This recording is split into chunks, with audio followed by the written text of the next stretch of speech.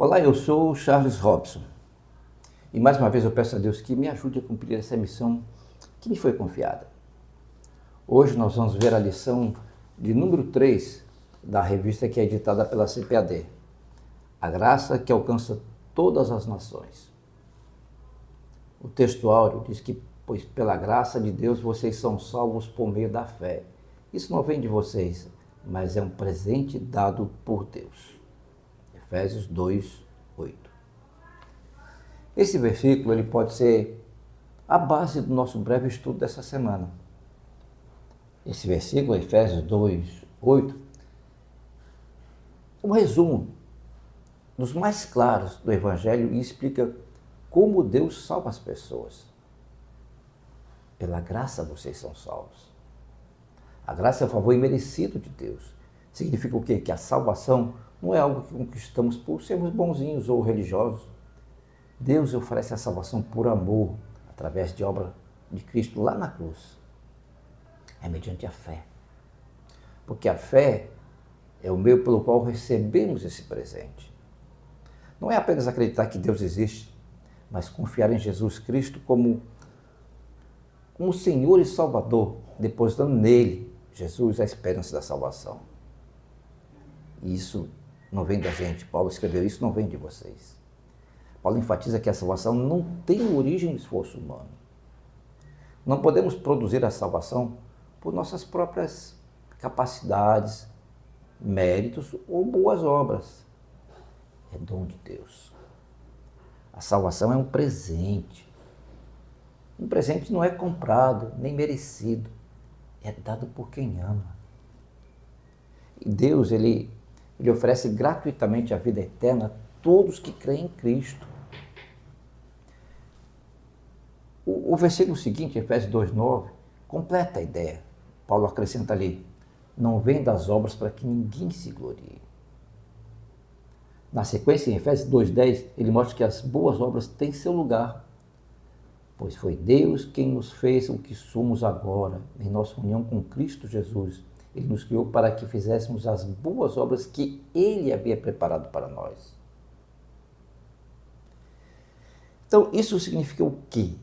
Que as obras não são a causa da salvação. As boas obras são o resultado da salvação. Quem foi transformado pela graça passa a viver de um modo que agrada a Deus. Efésios 2,8 ele ensina 4 verdades fundamentais. 1. A origem da salvação, a graça de Deus. O meio para recebê-las, a fé em Jesus. O mérito não pertence ao ser humano. A natureza da salvação é um dom, um presente de Deus.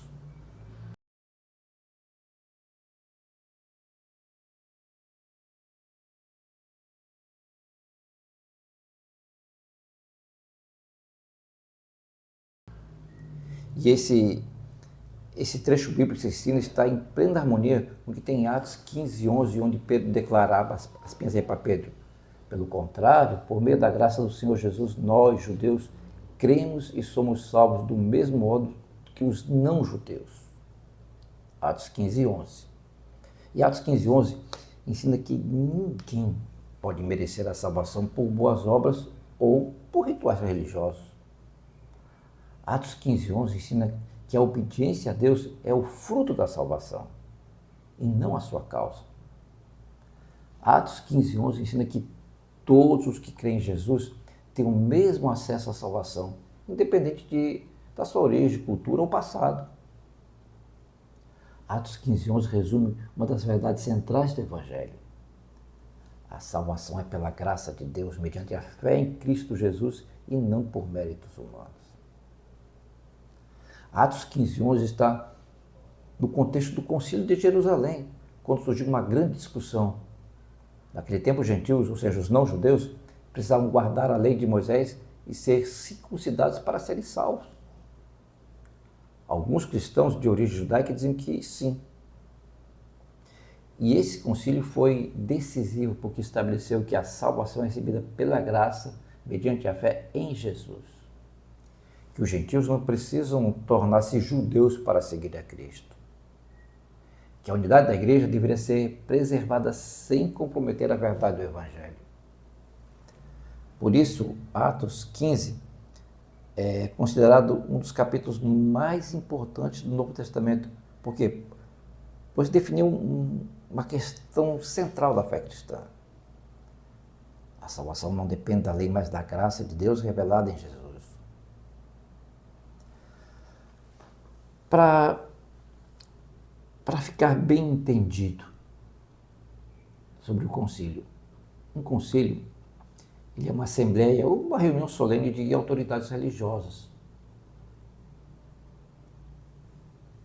Mas nós somos salvos pela graça do Senhor Jesus. A salvação não é conquistada pelo cumprimento da lei de Moisés. A salvação é um dom da graça de Deus. Deus não faz distinção entre pessoas. Ainda no livro de Atos, Atos 10, 44 até o 48, nós vemos um dos momentos mais marcantes da expansão do Evangelho. Deus demonstra de forma prática que não faz acepção de pessoas. Pedro ele foi enviado por Deus à casa de Cornélio, um oficial romano e gentil. Para um judeu da época, entrar na casa de um gentil era algo incomum.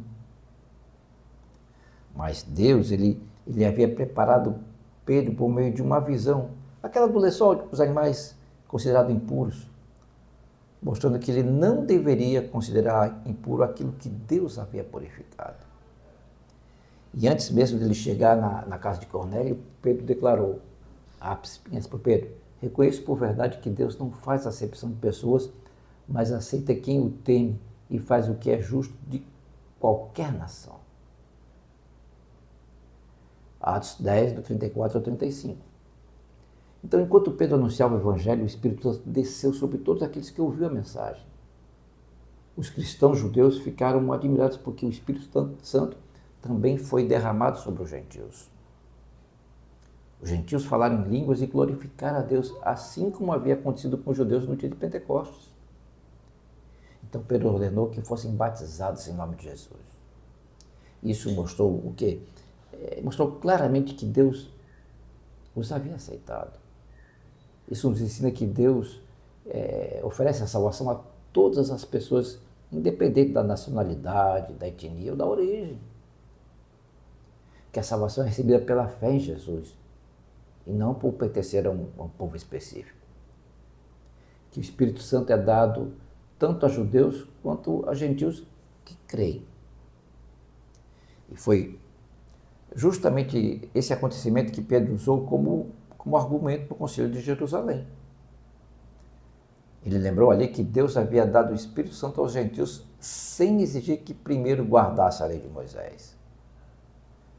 Abre aspas aí para Pedro. Cremos que somos salvos pela graça do Senhor Jesus, assim como eles. Está em Atos 15, 11. Repito, Deus não faz distinção entre pessoas. E quando a Bíblia diz que Deus não faz acepção de pessoas, não significa que ele aprova todas as atitudes humanas.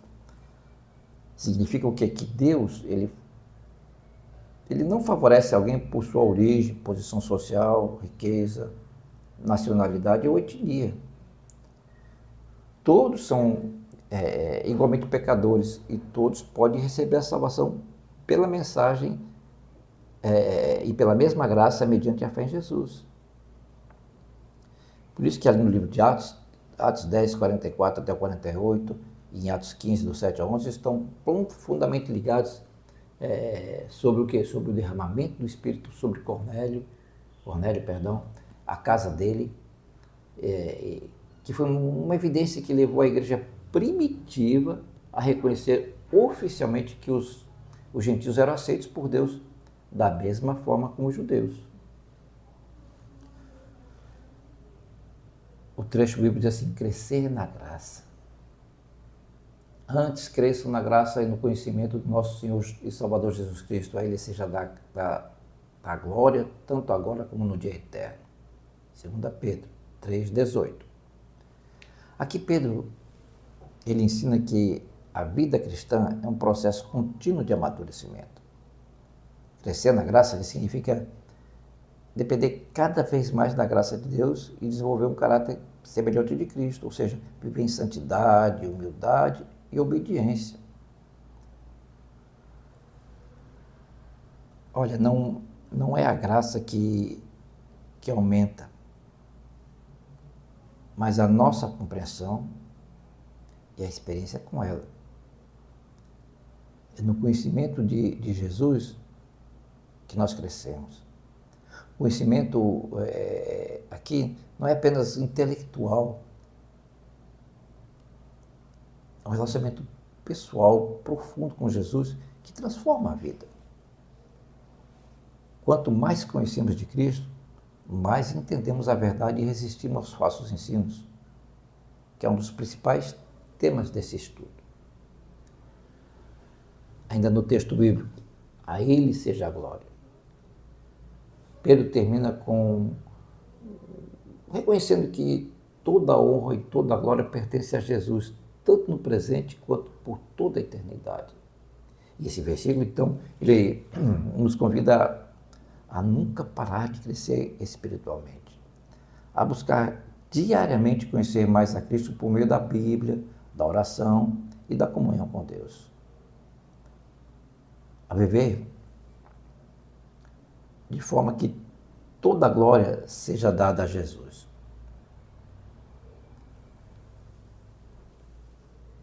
A graça de Deus naquele tempo se manifestou trazendo salvação a todos.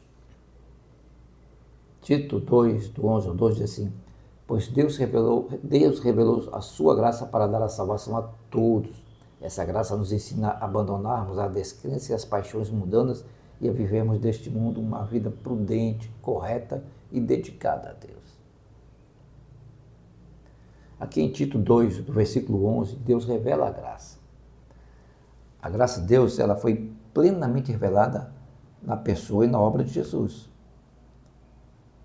Essa graça não é apenas um favor imerecido, mas a iniciativa de Deus para salvar a humanidade, para dar salvação a todos. Isso não significa que todos serão salvos automaticamente.